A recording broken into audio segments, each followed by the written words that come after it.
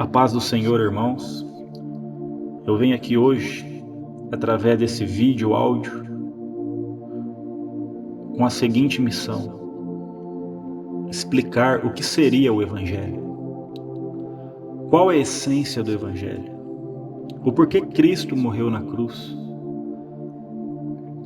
Então, talvez você seja um cristão há muito tempo, frequenta uma igreja,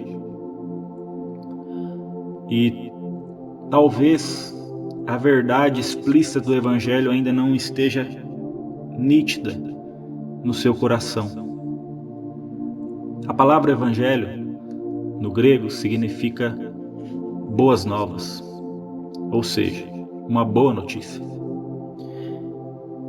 E eu vim aqui hoje dizer o porquê a notícia é boa.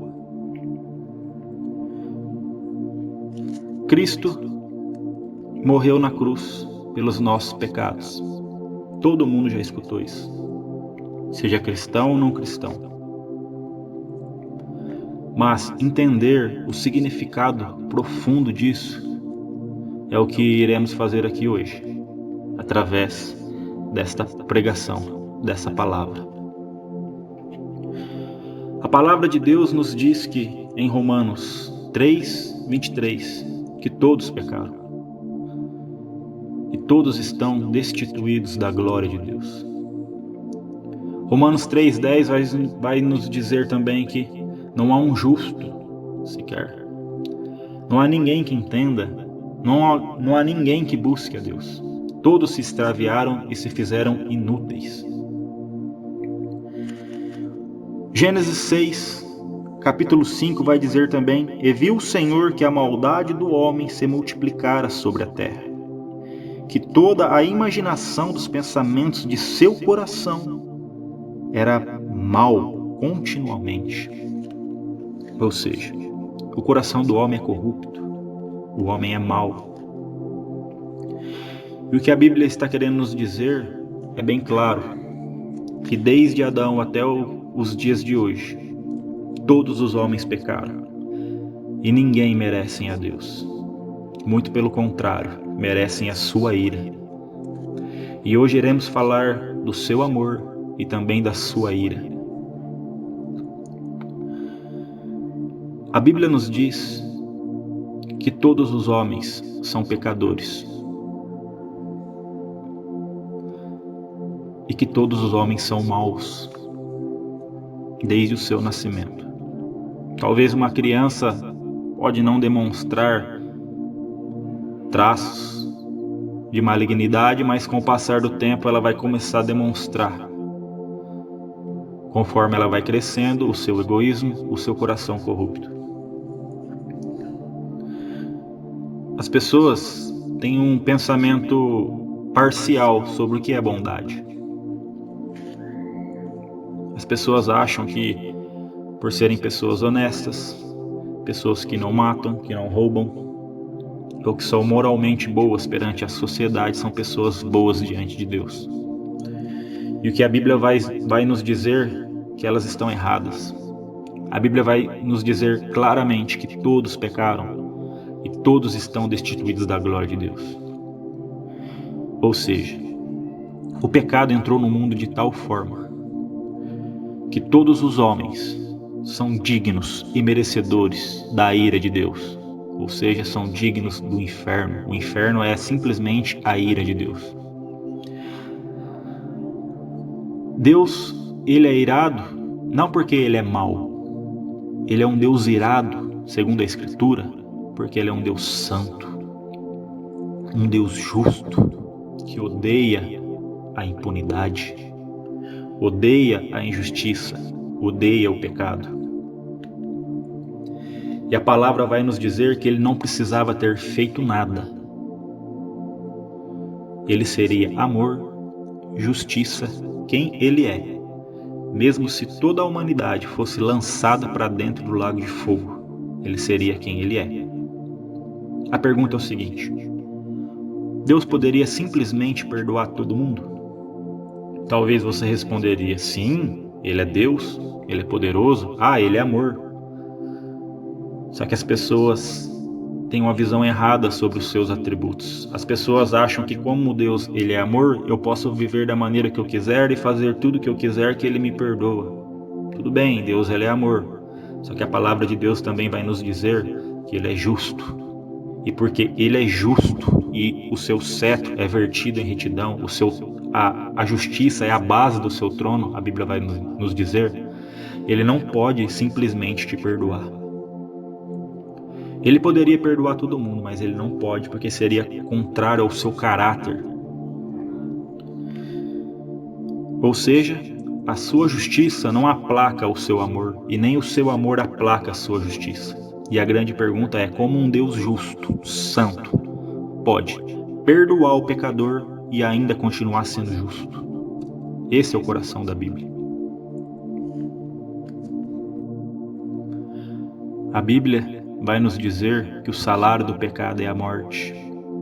Mas ela não se refere a uma morte terrena, essa que todos nós haveremos de ter até a vinda de Cristo. Mas ela se refere à morte espiritual, à morte eterna. Pagamento justo para quem é um pecador, independente do tamanho do seu pecado,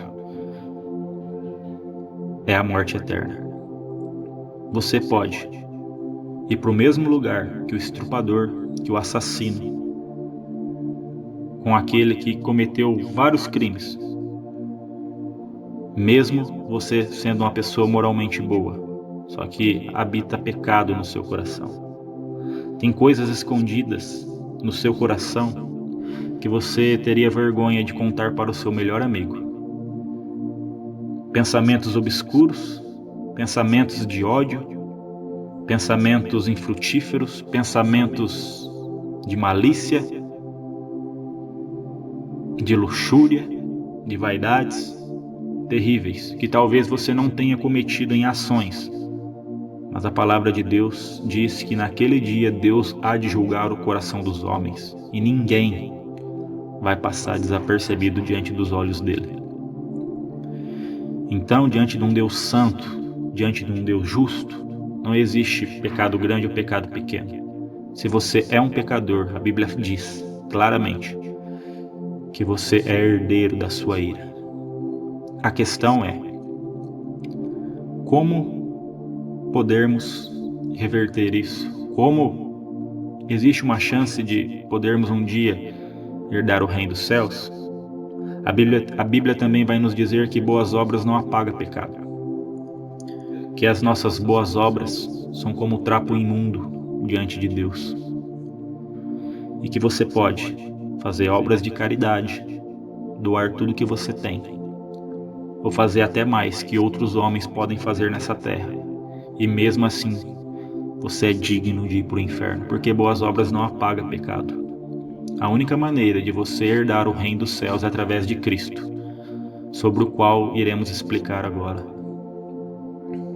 A Bíblia diz que Jesus veio a este mundo e nasceu de uma virgem e cresceu. E a Bíblia fala também que ele não pecou em nenhum momento. Ele em tudo foi tentado, mas sem pecado. E que toda a vida dele nesse mundo, ele cumpriu toda a lei. E ele foi para uma cruz como oferta de sacrifício para pagar os pecados. Ou seja, Deus é justo, e ele tem que punir você. Só que ao mesmo tempo que ele é justo, a Bíblia fala que ele é amor. Em João 3,16 diz que Deus amou o mundo de tal maneira que ele deu o seu Filho unigênito para que todo aquele que nele crê não pereça, mas tenha a vida eterna. Ele quis amar, ele desejou amar, mesmo você sendo um miserável. E Deus seria quem ele é, mesmo se toda a humanidade fosse lançada no inferno. Ele seria quem ele é, porque ele é grande, ele é poderoso, ele é santo e ele é amor. E o próprio homem trouxe todo o mal para ele mesmo, mas ele quis amar. E a Bíblia nos diz que Cristo viveu a vida perfeita e foi para a cruz. E não foram simplesmente os romanos ou os fariseus ou o diabo que pregou Jesus na cruz. A Bíblia diz que ele se entregou e ele veio para isso. Ele veio como oferta, como um cordeiro santo, para que o seu sangue pudesse ter sido derramado naquela cruz. Ele foi escarnecido, cuspido, seu corpo nu foi lançado no madeiro. A Bíblia diz que Deus ele é um Deus justo e ele tem que punir você, e que Deus ele tem uma ira reservada. A Bíblia fala que quando Cristo estava na cruz, Deus Pai pegou toda aquela ira que era para ser derramada em nós, uma ira de inferno eterna. A Bíblia diz que caiu nele. O próprio Deus esmagou seu filho na cruz com essa ira que era para ser reservada para nós. A partir daí, Romanos 8, versículo 1 vai nos dizer o seguinte: portanto, agora nenhuma condenação há para os que estão em Cristo Jesus, que não andam segundo a carne, mas sim segundo o Espírito. Ou seja, quando Deus olha lá de cima, não vê eu e você mais, que cremos em Cristo, como pecadores, merecedores da ira. É como se Ele visse toda a justiça de Cristo em nós. Toda a nossa vida de pecado, de amargura, que merecia a ira eterna de Deus. A Bíblia fala que todo esse contra que estava contra nós, todo esse escrito de dívida que estava contra nós, que nós merecíamos o pagamento justo de Deus, que era o inferno, a Bíblia disse que Cristo o rasgou e o cravou na cruz. Ou seja, todo esse mal foi imputado na conta de Cristo. E toda a vida perfeita de Cristo, sem pecado, que Ele viveu neste mundo, é imputado na nossa conta. Agora, a partir daí, nós somos justificados diante de Deus. Somos chamados justos diante de Deus, não pela nossa própria justiça, não pelas nossas boas obras, porque Efésios 2 vai dizer que nós somos salvos pela graça. E isso é graça. E não são através das obras para que ninguém se glorie. Isso é graça pura. Nós merecíamos o inferno, mas Deus amou o mundo de tal maneira que deu o seu Filho unigênito, para que todo aquele que nele crê não pereça, mas tenha a vida eterna.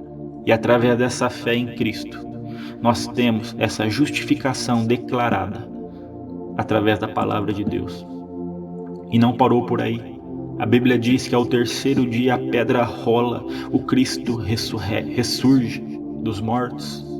E essa é uma confissão pública de Deus, de dizer que o sacrifício foi aceito, que está pago, que está consumado, que nenhuma condenação há sobre os seus que vivem para Ele, que têm o Cristo como Senhor da sua vida.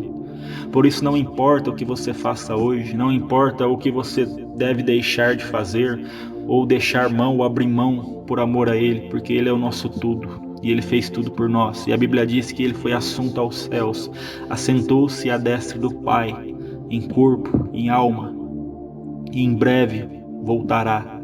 Eu não sei se Ele vai voltar daqui uns anos, ou daqui milhares de anos, eu não sei. Mas muito certo que muito em breve também iremos encontrar com Ele, cedo ou tarde. E a questão é, se você tiver Cristo, você terá a vida eterna, mas se você não tem Ele, você já está condenado, a Bíblia diz. Esse é o Evangelho puro e simples, que não diz se você é branco, negro, é pardo, é asiático, que não tem acepção de pessoas. É um Evangelho que chama o pecador a vir e se prostrar aos pés de Jesus, porque a única maneira de você um dia poder herdar o reino dos céus é através do que Cristo fez na cruz. Esse é o Evangelho puro e simples. Ele é a cabeça da igreja. Ele é o sentido de tudo. Ele é a nossa porta. Ele diz: eu sou o caminho, a verdade e a vida. Eu sou a videira verdadeira. Ninguém vai ao Pai a não ser por mim. Cristo é tudo. A gente só tem redenção, a gente só tem comunhão com o Pai. E a gente somos lavados e remidos pelo seu sangue derramado na cruz, porque toda a ira que era contra nós, todo o escrito de dívida que era contra nós foi cravado na cruz. E agora não devemos mais nada à justiça de Deus. Por isso somos feitos justos diante de Deus, e um dia poderemos herdar o reino dos céus, não porque somos perfeitos, mas porque Cristo foi perfeito e morreu a nossa morte. Isso é o Evangelho, puro e simples.